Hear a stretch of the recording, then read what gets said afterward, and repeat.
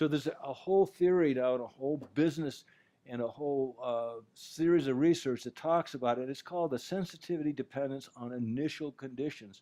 So they've already shown this many, many, many times, and there's a theory. Some people call it the butterfly effect, where there's a slight change in the, well, I mean, that's a metaphor and it's stuck, but it's really not. I mean, the metaphor is out there, where the flapping of the wings across some place on the other side of the universe is going to change your conditions. Well, it is sort of, but because it's a metaphor, which is much stronger, it's got a lot of play. But the truth is, it's called the sensitivity and dependence on initial conditions, and that's the theory, and it started with Ed Lorenz back in the early 1960s.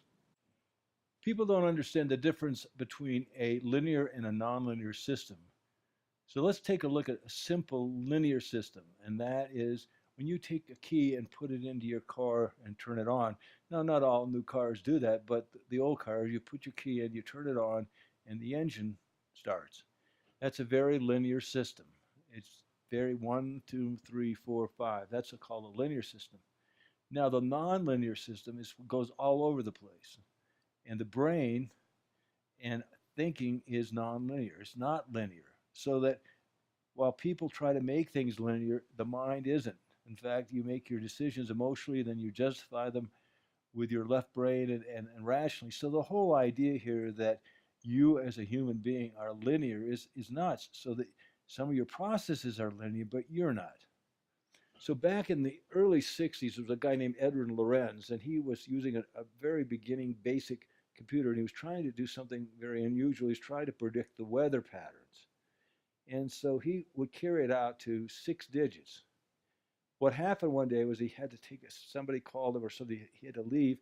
He stopped the computer, left, and then when he came back, he looked where it was, and rather than going out to 6 digits uh, beyond the decimal point, he decided, well, I'll just go to 3 digits instead of 6. And when he did that, all of a sudden he noticed that the predictive factor that he had put in all these logarithms using a very simple computer, that in the 60s they were simple computers, and what he found was by using just 3 digits instead of 6, it was all over the place. A completely different result in the weather patterns using 3 digits versus 6 digits. And he came to the conclusion, basically, that in nonlinear systems, you can't predict. No. So what happens then is that people have to understand that since you can't predict, what you can do is set the conditions up so that the nonlinear actions that you're going to take are optimal for you or better for you. So a slight change in your initial conditions will change the outcome dramatically, just like it did with the weather. So initial conditions in whatever you're doing has to be established correctly. So if you get in a relationship and it doesn't feel quite right and you can't get the initial conditions right, it's not going to work out the way you think, and probably not as well as you'd like it to be. So when you start studying initial conditions, you've got to make sure you understand you're nonlinear, so therefore don't start until you can get your initial conditions as optimal as you can, so that when you do go off course, which you will because it's nonlinear, that they will be much more favorable to you than trying to just sort of skip over the initial conditions. So it's the very first part, very, very beginning of anything. And what he points out is you can't do this any other way. And if people want to do it by, forcing it, ground rules, no. Initial conditions have to be there. And so when you look at whatever you're doing, what are the initial conditions? Are they serving you or are they not?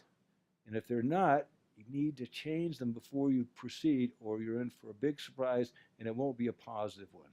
So get your initial conditions right. That's what you got to do right from the start, whatever those are.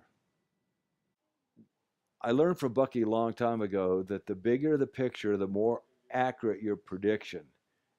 There's nothing in a caterpillar, if you just study a caterpillar, will ever tell you about scenario butterfly.